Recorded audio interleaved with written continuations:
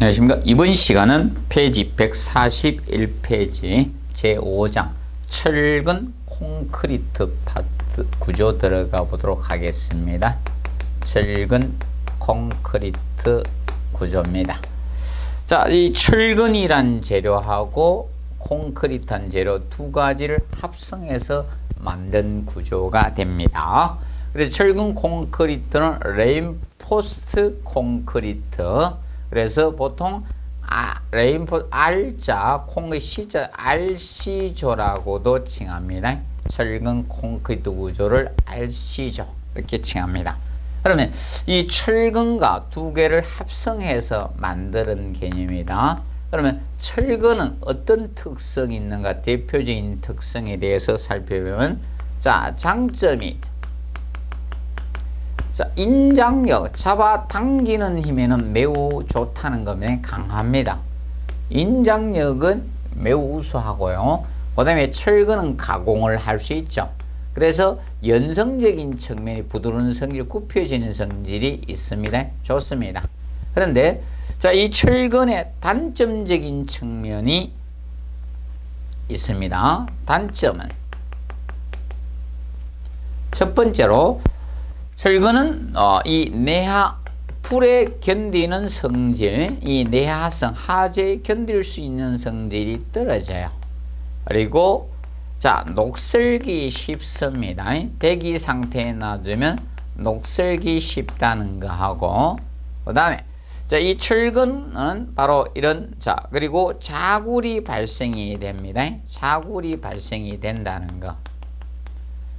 자, 이것이 단점입니다. 그런데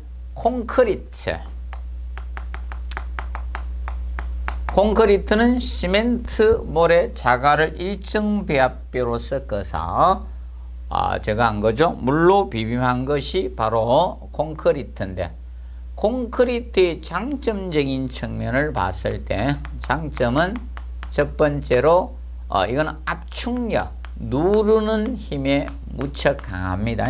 압축력에는 매우 강합니다.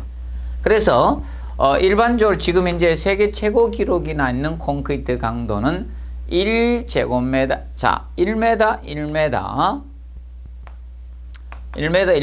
정도의 콘크리트를 만들면 여기다 미국의 지금 최고 큰 항공모함, 니미츠급의 항공모함을 위에 얹어도 버틸 수 있는 강도가 지금 되어 있습니다. 그 정도예요. 그렇기 때문에 압축력에는 매우 우수합니다. 그리고 콘크리트는 이 철근의 부식을 방지한다는 거예요. 철근의 부식 방지한다는 장점이 있고요. 그리고 얘가 이 철근을 내화성이 좋죠. 이 내화성이 철근보다 좋습니다. 내화성이 어느 정도 시간을 가질 수 있는 거고, 그 다음에 이것이 철근의 자굴을 방지해 줍니다. 콘크리트가 철근의 자굴 방지해 주는 장점을 가집니다.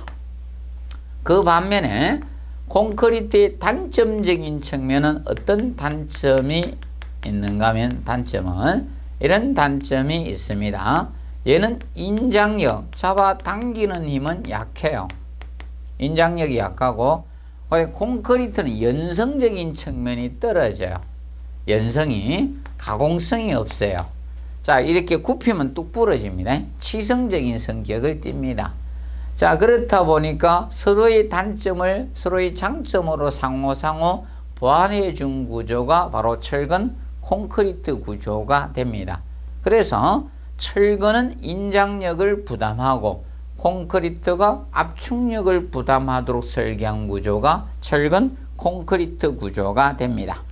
자, 그래서 그 구조 개요적인 측면을 봤을 때 1번에 철근을 짜고 콩을 부어서 일체식으로 구성한 라멘 구조로서 우수한 내진 구조에 해당이 됩니다.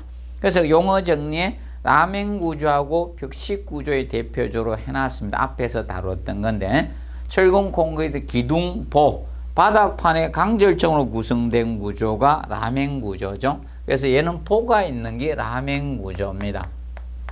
그래서 라멘 구조를 골조 구조라고도 하고요, 또는 털 구조라고도 합니다.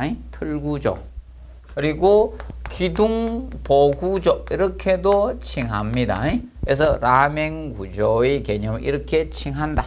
기억하시고, 그럼 라멘 구조라는 것은 철근 콘크리트 기둥이 있고, 자, 이 기둥과 기둥을 연결하는 수평 부재인 포가 놓여진다. 기둥이 있고, 그 다음에 기둥과 기둥을 연결하는 포를 설계를 하게 됩니다. 그리고 거기에서 살기 위해서 바닥판이 필요하죠. 바닥판 없이 사람이 살 수 없죠. 물건 적재가 안 되니까 바닥판 슬래브가 구성되는 구조. 이것이 라멘 구조가 됩니다. 그러면 이 라멘 구조의 포는 여기 고정이 되죠. 그래서 이 포는 양단 이 고정단으로 설계가 되죠. 이 고정단으로 고정지지로 설계가 됩니다. 고정단으로 이 고정지지로 설계. 그래서 왜 일체성이 돼요. 콘크리트 탓에 굳어서 못 움직이죠. 강성이 우수한 구조죠. 그래서 이 라멘 구조가 됩니다. 그래서 유일하게 포가 설계된다는 것을 꼭 명심하시면 된다. 그러면 다른 벽식 구조나 다른 일반 플랫 슬래브 구조 이런 것에 비해서 라멘 구조가 슬래브 두께를 얇게 설계를 할 수가 있습니다.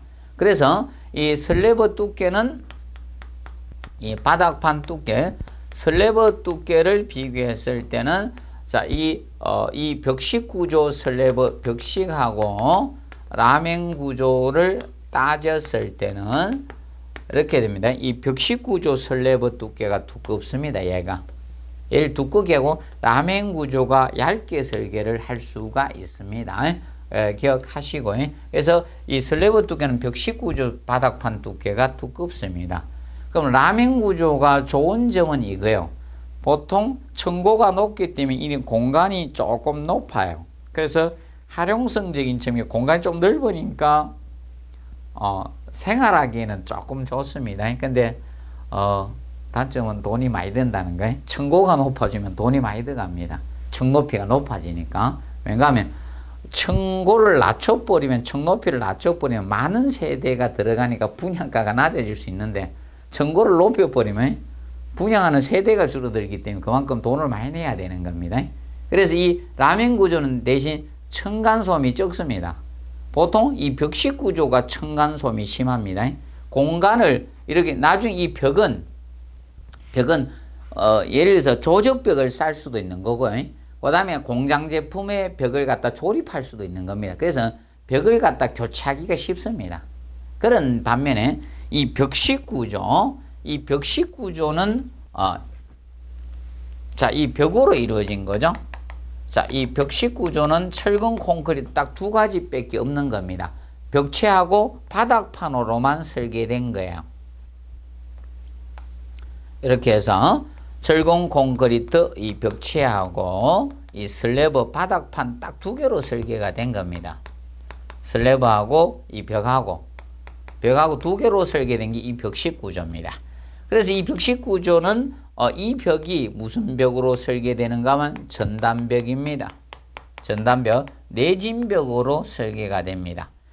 보통 전단벽이라는 것은 자, 이겁니다. 행력, 수평력의 자, 지진 같은 수평력도 저항할 수 있도록 설계된 벽이 전단벽이에요. 그러면 전단벽이면서 내력벽 역할을 동시에 하고 있는 것, 이 벽이 전단벽이면서 내력벽 역할도 하고 있는 겁니다. 그래서 이 벽이 다 받아줘요. 수직 하중도 다 받아주고 수평의 외력도 다 받아주는 게 이 벽이에요.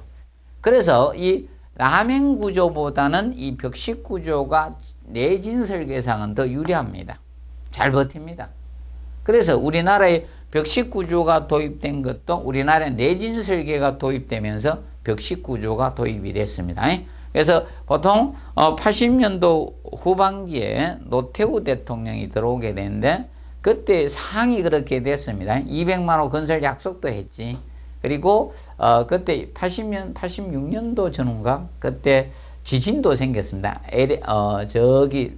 미국 서부에 대지진이 생겨서 많은 인명 손실이 생겨서 안 되겠다. 우리나라도 지진 오면 위험하지 해서 그래서 그때 아파트의 내진 설계, 우리나라 건축물의 내진 설계 들어가면서 아파트는 이 벽식 구조의 형태의 아파트가 들어오게 된 겁니다. 그래서 얘는 기둥과 포가 설계가 안 되는 거예요.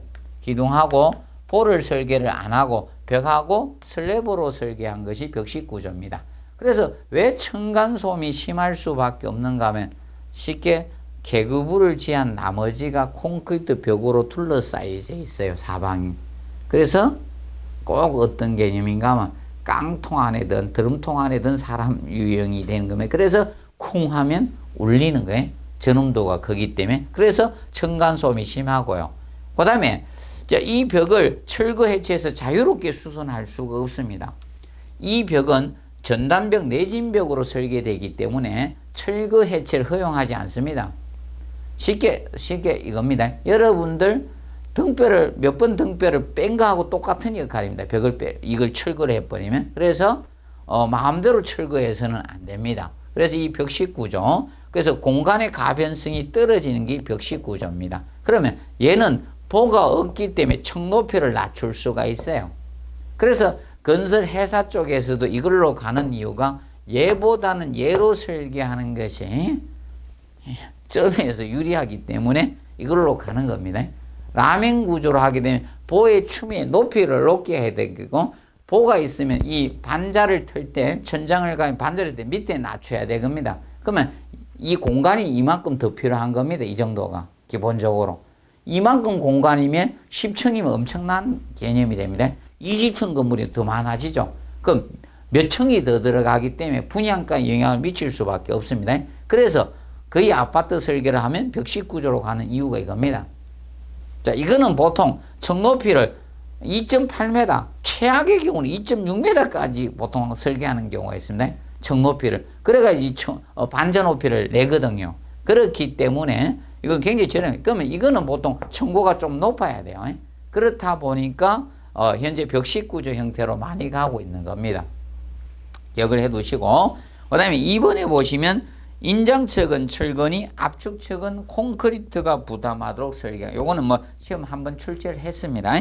그리고 철근 콘크리트 성립 이유 개념이 나오는데, 철근과 온도에 의한 선팽창 계수는 거기 가서 성립 이유에서 1번에 자, 선팽창 계수적인 측면이 나오고 있다. 자, 보통 자, 이거죠. 선팽창 계수의 개념은 용어 개념상 거기 해놨습니다. 보실 분들은 보시고, 페이지 143페이지에 보시면 선팽창 계수가 나옵니다. 물체의 길이가 온도 1도씨 상승했을 때 늘어나겠죠. 신장과 원래의 길이의 비를 나타낸 게 선팽창 계수입니다.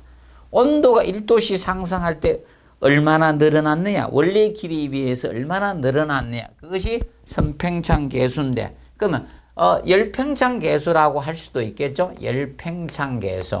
열을 받으면 팽창할까 합니까? 그러면 이거의 반대 개념, 이거는 팽창한 거고요. 반대로는 수축 계수겠죠. 반대의 개념은 수축 계수일 거 아닙니까? 늘어날 때는 똑같이 늘어났는데 줄어들 때는 다르게 줄어들면 안 됩니다. 그래서 자, 이 계수들은 거의 같다는 거예요. 거의 같아야지 성립이 되는 겁니다. 거의 같아야 돼요. 늘어날 때는 같이 늘어났다가 줄어들 때는 다르게 줄어들면 안 됩니다. 그래서 이 계수들은 같습니다. 그런데 142페이지 보면 5번에 철근의 탄성계수, 콘크리트 탄성계수가 나오는데, 탄성계수 또는 영계수라고도 합니다. 영계수. 그래서 이 탄성계수, 영계수는 같지 않습니다. 자, 탄성계수라는 것은 이겁니다. 자, 부재가 있을 때 그 축은 길이 방향이 축이었죠. 제축 방향. 제축 방향의 이 내부의 응력도에 대해서, 자, 잡아당겼을 때 그 내부에 잡아당기는데 응력이 존재하겠죠. 그러면 내부에는 인장 응력이 생긴다. 그 응력도에 대해서, 제축 방향의 응력도에 대해서 직각 방향, 이 직각 방향의 변형도를 나타낸 거예요. 직각 방향의 변형도를 나타낸 거예요. 이것이 바로 탄성계수, 영계수입니다. 자, 그러면 이 방향으로 이쪽 방향으로 변형이 큰 것이 탄성계수가 크다라고 보시면 되겠습니다. 자, 그런데 콘크리트의 예를 들어서 봅시다. 제가 실제적으로 한번 연습을 해 보시면 여기 힘을 가했습니다. 그러면 내부에 응력이 생길 거 아닙니까? 근데 이쪽으로 변형이 안 생기고 얘는 뚝 떨어지죠. 이런 건 탄성계수가 약하다라고 보면 돼요. 근데 철은 어떻게 되는가 하면 철은 잡아 당겨버리면요 뚝 안 떨어집니다. 쭉 들어가면서 이 얇아지면서 나중에 탁 떨어집니다. 실제적으로 저는 많이 당겨봤기 때문에 강강구조부터 해가지고 뭐 파이프형 구조, 뭐 일반 철골부터 해서 철근 싹 다 잡았던 게 다 그런 성격이 있습니다. 나중에 뚝 떨어지게 됩니다. 그래서 이 변형 탄성계수입니다. 그래서 철근하고 그래서 그 수치를 외우지는 마십시오. 2.1 곱하기 10의 6성 이런 거 외우지 마세요. 안 외워도 되고요. 그러면 철근하고 콘크리트의 수치 하나는 10의 5성이고 하나는 10의 6성이잖아요. 그래서 탄성계수는 철근이 커요. 그래서 연계수는 다르다는 거. 같다라고 하면 안 된다. 그래서 예를 들어서 선평장계수, 탄성계수, 아니면 열평장계수 쓸 수도 있고, 이렇게 써서 이렇게 나올 때는, 그래서 이거는 지문에 몇 번 서술이 되었습니다. 한 서너 번, 3번 정도 언급이 된 것 같고요. 답은 안 됐고요. 답은 여기서 돼야 되거든요. 그래서 혹시 답은 탄성계수 다룰 수 있으니까 조금 주의해서 봐두십시오. 계수라고 다 같으면 안 된다. 탄성계수는 다르다. 그 측면을 알아두십시오. 그래서 나중에 조금 깊이 들어가면 철근하고 콘크리트 응력 부담 비율이 그럼 보통 콘크리트 이 단면을 보면 딱 잘라보면 철근이 별로 안 차지하죠. 철근은 그렇게 많이 안 차지해요. 거의 대부분이 콘크리트가 많이 차지하는데 그러면 철근하고 콘크리트 응력 부담 비율이 얼마만큼 될 것인가? 과연 단면적 B만큼 될 것인가? 아니라는 겁니다. 그래서 나중에 응력 부담 비율은요, 탄성계수 B만큼 부담을 합니다. 그럼 탄성계수가 큰 만큼 철근이 많이 부담을 합니다. 기본적으로. 그래서 우리가 알아두실 거는, 그것까지는 공부를 일단 안 하셔도 되고, 일단 탄성계수가 다르다. 이 정도는 꼭 명심을 해 두시기 바랍니다. 정리해 두시고. 그 다음에 2번에 보시면, 자, 41페 2번, 하단 2번. 알칼리성인 콘크리트는 철근의 부식을 방지해준, 녹쓰는 것을 방지합니다. 그래서 이건 2번 출제가 되었죠. 그 알칼리성을 바꾸어서 우리가 냈던 형태로 초창기 한번 내고 나중에 최근에 한번 냈습니다. 그래서 알칼리성, 자, 보통 콘크리트는 보통 pH가 12에서 13 정도 되는 강알칼리성을 띠고 있습니다. 강알칼리성을 띠고 있습니다. 그래서 일반적으로 pH가 이 정도 이상만 유지가 돼 주시면 된다. pH가 11 이상 유지가 되면 녹쓰는 것을 방지할 수가 있습니다. 자, 이 철근이 이 녹쓰는 것을 방지할 수 있는 pH는 11입니다. 11 이상 유지가 되면 우리가 녹쓰는 것을 방지할 수가 있습니다. 그리고 3번에 부착 강도가 비교적 커요. 그래서 철근 콘크리트 성립 이유 중에 이 부착 강도 때문에 성립이 됐다 보시면 되죠. 둘이 붙으면요 안 떨어져요. 그래서 철거 해체가 어려운 겁니다. 그래서 철거 해체 비용이 많이 들어가요. 그래서 이제 소규모 건물 같은 경우 포크레인 갖다가 앞에 대고 둥둥둥둥둥 때려서 부수고, 옛날 어떤 경우는 막 인부들 동안에 안에 부수 철거할 때 오한마 같은 거 가지고 막 때리고, 일반 벽돌벽 이런 건 깨고요. 그리고 크레인에다 축 크게 만들어서 치는 경우도 있고, 그 다음에 포크레인 언제가, 각층에 포크레인 언제가 막 두드리다가 포크레인하고 같이 추락된 경우도 많습니다. 그렇게 되다 최근에는 폭파공법을 활용해서 이렇게 하고 있는데 그 폭파공법이 쉬운 건 아니에요. 잘못 계산하면 옆에 저번에 다 파괴되는 경우도 있죠. 그때 성남시청 폭파공법 쓸 때는 그거 잘못된 거거든요. 구시청 폭파공법에서 부르게 돼 옆에 막 파손되고 이런 경우 있죠. 그거는 계산 잘못으로 그렇게 되는 거고요. 그리고 이제 그 비교적 크기 때문에 철근의 자굴 방지라든지 이 압축력에도 유효합니다. 그리고 4번 보시면 콘크리트로 철근을 피복함으로써 내구 내하적이 됩니다. 그래서 요것도 이제 한번 출제가 되었죠. 그래서 원래 철근은 내하성 떨어지고 녹슬기 쉽잖아요. 내구성이 안 좋다는 거죠. 그것을 콘크리트가 피복함으로써 내구적인 건물이 됩니다. 그래서 기억하시고 그 다음에 5번은 아까 해도 탄성계수가 다르다는 것만 명심하세요. 철근과 콘크리트의 탄성계수는 다르다. 그리고 6번 콘크리트는 압축력에 대한 저항력거나 인장력은 약해요. 자, 어느 정도 되는가 하면 콘크리트의 인장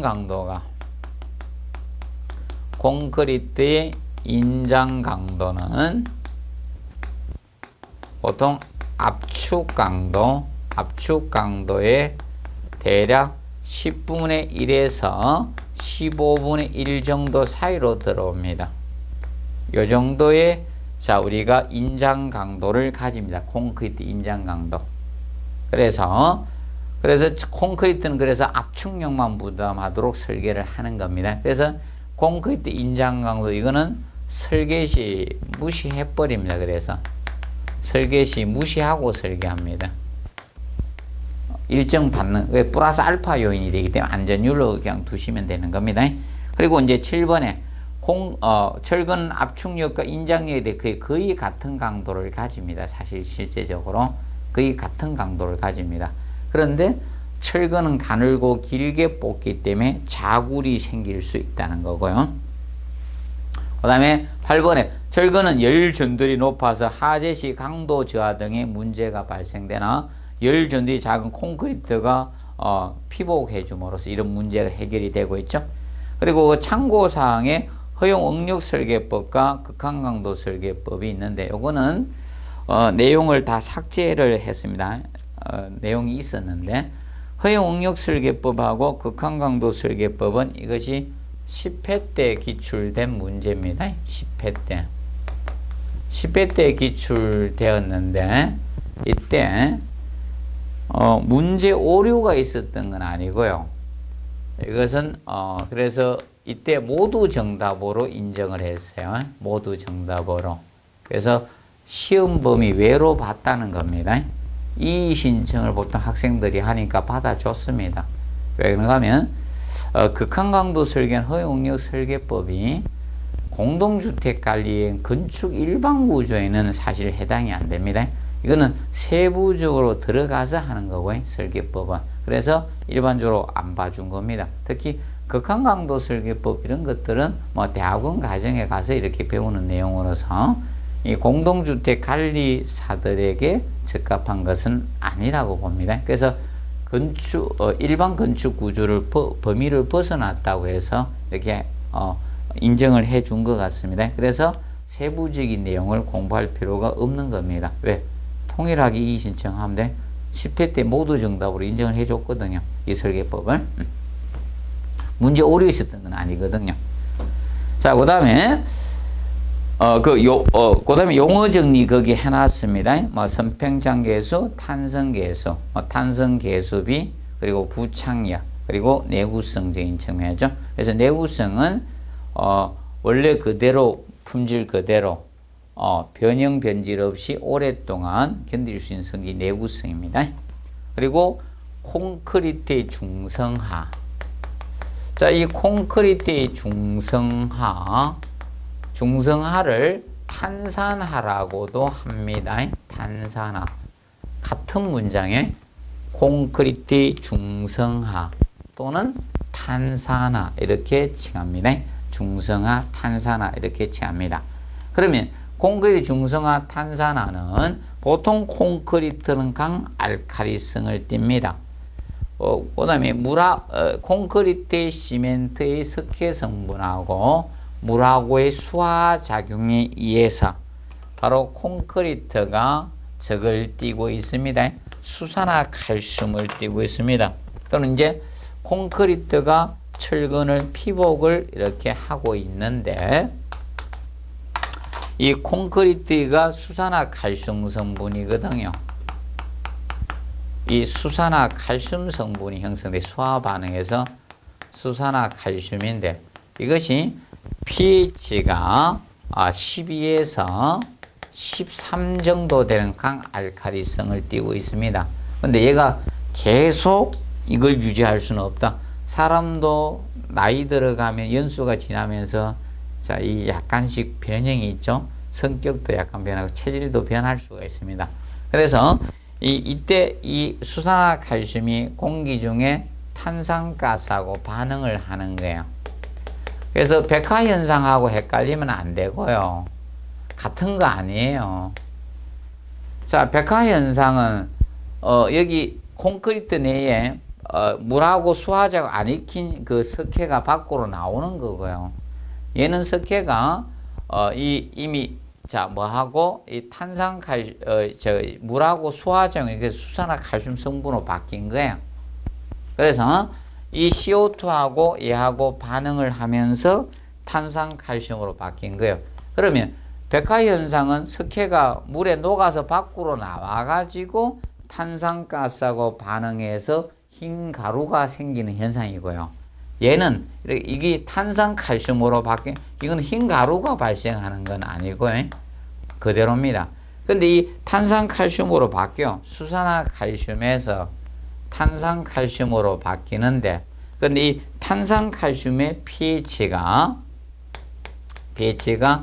8.5에서 10 사이가 유지돼요. 8.5에서 10 사이 이걸로 유지되다 보니까 이때 그러면 보통 콘크리트 pH가 11 이상 유지가 돼야지 철근이 녹슬는 걸 방지를 해줄 수 있는데 얘는 10 이하로 떨어져 버렸잖아요. 그러면 이제 철근이 녹슬 가능성이 높아지는 거죠. 이걸 이제 콘크리트 중성하 이렇게 칭합니다. 그러면 이제 콘크리트 중성하라는 것은 바로 이거죠. 콘크리트가 강알칼리성을 상실하는 겁니다. 콘크리트가 강알칼리성을 갖다가 상실하는 겁니다.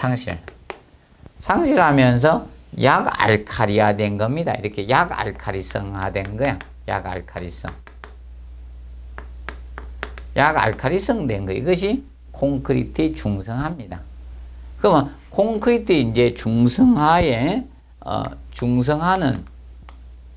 중성화 진행은 어떻게 되는가 하면 이렇게 진행이 된다 보시면 되네. 진행은 표면에서 콘크리트 표면에서 내부로 진행이 되네. 표면에서 내부로 장기간에 걸쳐서 이 서서히 진행되는 겁니다. 걸쳐서 서서히 진행을 합니다. 백화현상은 빨리 진행되는 거예요. 밖으로 기어 나와가지고 빨리 진행이 된 거고요. 이거는 탄산가스가 침투하면서 거의 발생한다 보면 탄산가스 침투로 생긴다 보면 돼요. 뭐 산성비도 약간 영향이 되지만 보통은 이겁니다. 그러면 이제 중성화 보통 판정은 이렇게 합니다. 중성화 판정은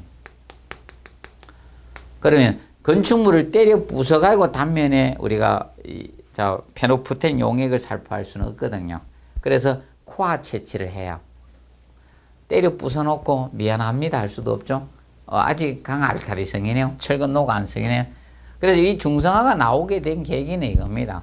노후 불량된 건축물에 나중에 재건축 사업을 하게 되면 안전진단을 받아야 돼요. 공동주택은. 그럼 그 안전진단을 받아야 되는데 그 안전진단 항목 중에 콘크리트 중성화입니다. 콘크리트 이 중성화가 철근 콘크리트 수명주기 추정할 때 쓰거든. 이 중성화 탄산화가. 이게 철근 콘크리트 이 수명은 보통 이걸로 따집니다. 수명주기는 콘크리트 중성화로 보통 판정을 합니다. 그래서 이것이 콘크리트 중성화 판정 요소가 꼭 들어갑니다. 안전진단 요소에. 그래서 우리가 해야 되는데 중성화 판정을 우리가 하게 됩니다.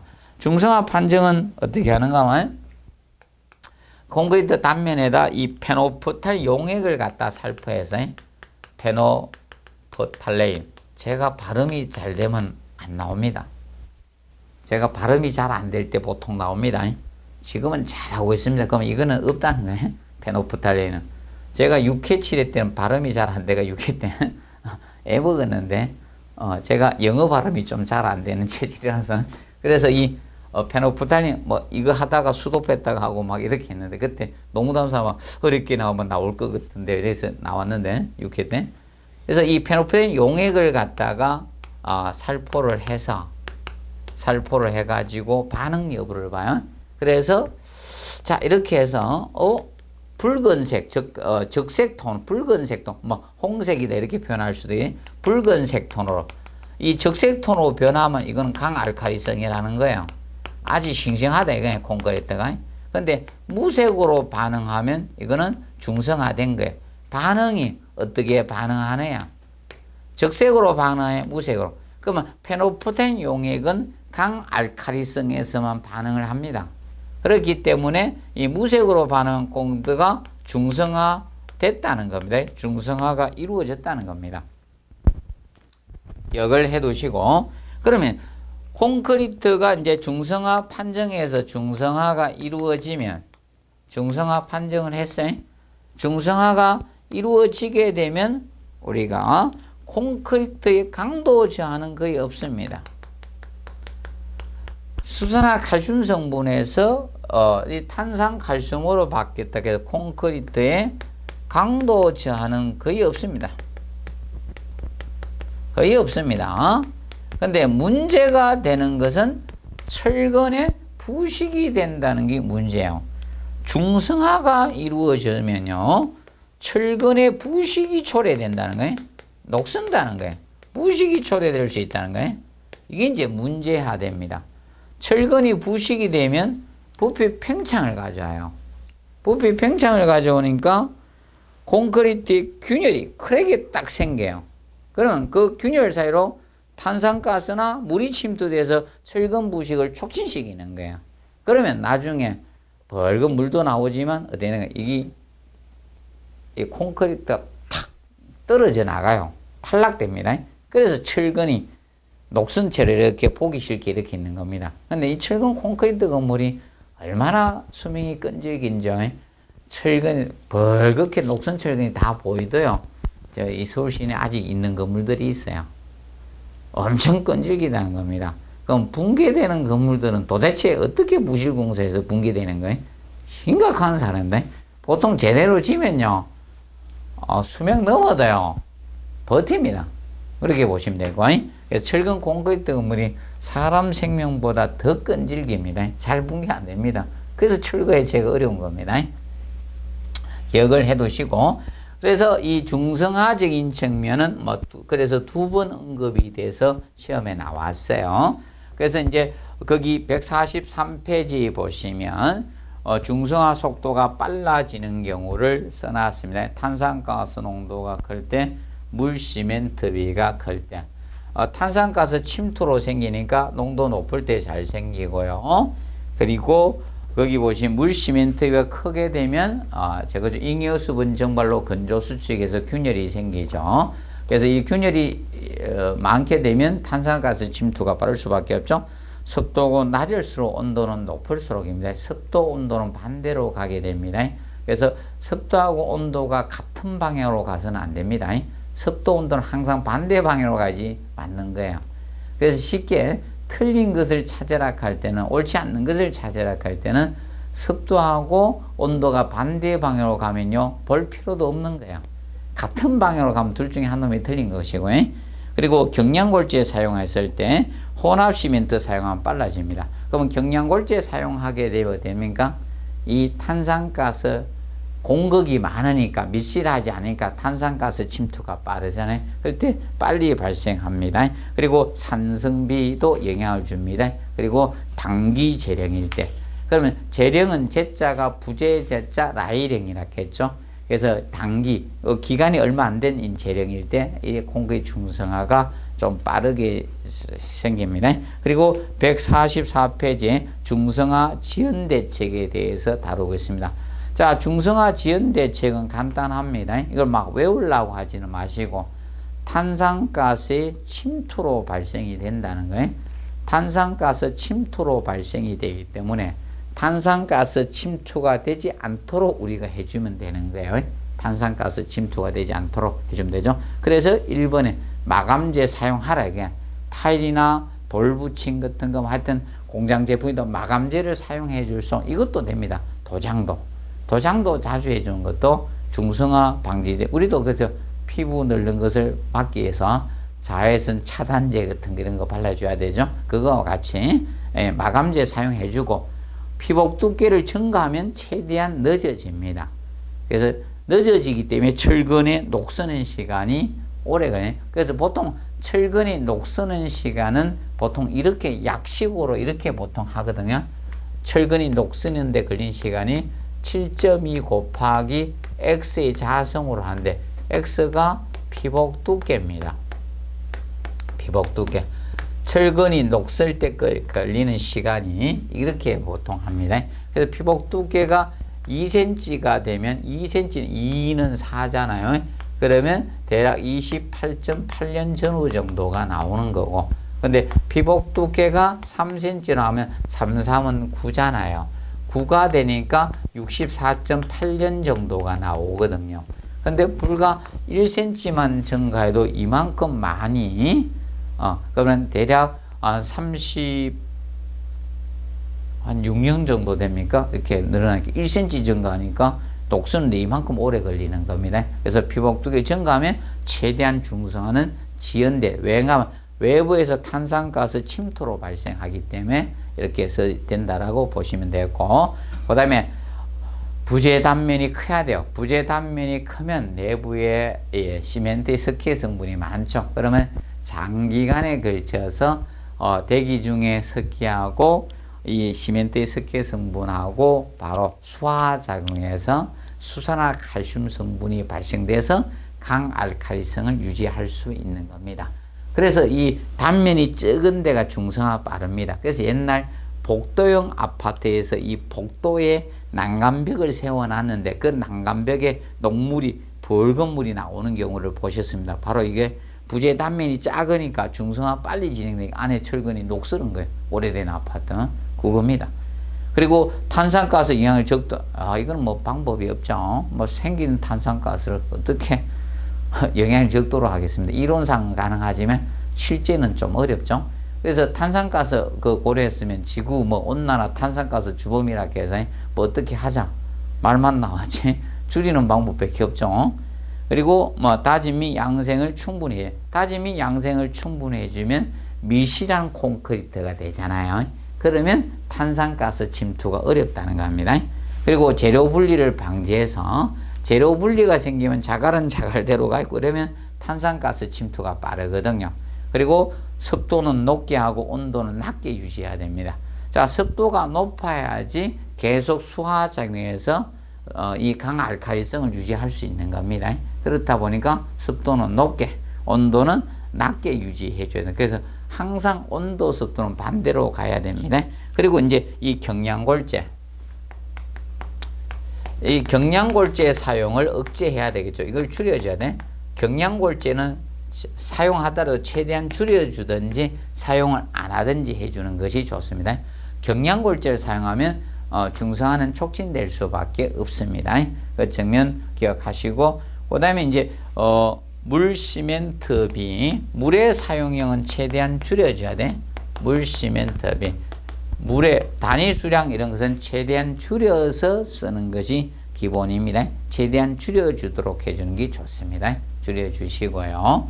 그리고 해사, 바닷모래 사용하면 바닷모래는 염분을 이렇게 제거해서 세척하는 담수로 씻어서 염분을 일정 이하로 제거를 해서 사용을 해주는 것이 좋습니다.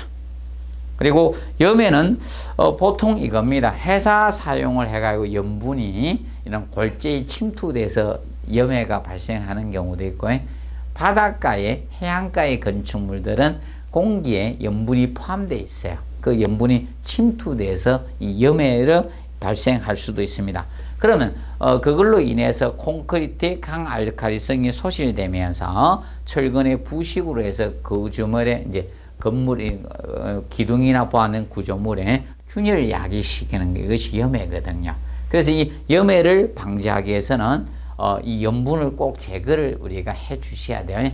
해사 바닷물에 사용할 때는 염분을 꼭 제거를 해 주시고, 그리고 철근이 녹슬지 않도록 우리가 해주면 되겠죠. 그래서 뭐 아염도금 철근 사용한다든지 내식성 철근이나 에폭시 코팅 이런 거 해주면 되고, 아니면 콘크리트 철근을 녹슬지 않도록 방청제를 혼합해 준다든지 이런 거 해주시면 되는 겁니다. 그리고 물시멘트 비는 요거는 이제 정리해놔야지. 염분 제거하고 물시멘트 비는 최대한 적게 한다. 물을 많이 넣게 되면 건조 수축이 증가됩니다. 물을 많이 때리면 이제 콘크리트는 수화작용에 의해서 수화열이 동반된다 했죠. 그 수화열에 의해서 바로 이 물이 증발되면 잉여수분이 증발되면서 건조 수축이 생겨. 그러면 균열이 발생하는 거죠. 그러면 탄산가스 침투가 빠르니까 물시멘트 비는 최대한 적게 해야 됩니다. 그리고 그럼 균열이 생기면 이 염분, 그래서 공기 중에 염분도 빨리 침투할 수가 있는 거죠. 그래서 최대한 적게 사용해 주면 됩니다. 그리고 4번에 철근 콘크리트 구조의 장단점 개념이 나오는데, 이 장단점은 뭐 초기에 이미 출제를 했습니다. 1대 1에 2에 때 출제를 했기 때문에 앞으로 종합문제 지문 형태로 나올 가능성이 있다. 그거에 대한 대비로 장점에서는 1번, 2번 체크하시고, 그래서 철근 콘크리트 건물은 다 돼요. 내하도 되고, 내구도 되고, 내진도 되고, 내풍도 되고. 자, 다 됩니다. 뭐적인, 내하적인 또는 내구적인, 내진적인, 내풍적인 구조가 다 됩니다. 적인 구조 다 돼요. 항상 그 측면을 기억해도 어떤 것든 다 된다는 측면 기억을 해 놓으시면 되겠습니다. 그리고 4번에 유지 관리비가 적게 들어가요. 철골 구조가 유지 관리비가 많이 들어가고, 유지 관리비 점이 적게. 그래서 아파트가 철근 콘크리트로 만들어지고 있는 거예요. 관리비 너무 많이, 유지 관리 많이 들어가면 싫어하죠.